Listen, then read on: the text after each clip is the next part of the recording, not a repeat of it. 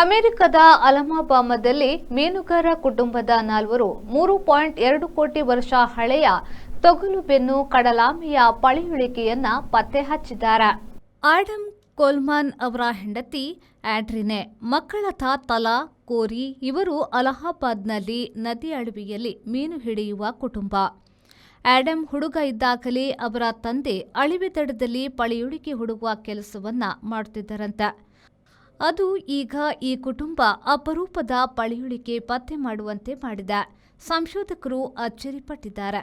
ಇದು ಈಗ ಇರುವ ಕಡಲಾಮೆ ಜಾತಿಯಲ್ಲ, 3.2 ಕೋಟಿ ವರ್ಷ ಹಳೆಯದು. ಇದಕ್ಕೆ ಮಿಲೋಸ್ ಕೊಹಿಮನ್ರೂಮ್ ಎಂದು ಹೆಸರು ಇಡಲಾಗಿದೆ. ಕಡಲಾಮೆಯ ಇಡೀ ಪಳೆಯುಳಿಕೆ ಸಿಕ್ಕಿರುವುದು ಇದೇ ಮೊದಲು. ಇದು 4 ಅಡಿ ಉದ್ದ, 3 ಅಡಿ ಅಗಲ ಇದೆ. Wisdom is giving a massive giveaway of free Chromebook laptops for all the students going for study abroad. At Wisdom, we are not just opening doors, we are giving you the key to your future. We have helped thousands of students to earn great scholarships and education loans to get admitted to top global universities. We are powering your journey with the free Chromebook. Join Wisdom today. Your future begins now.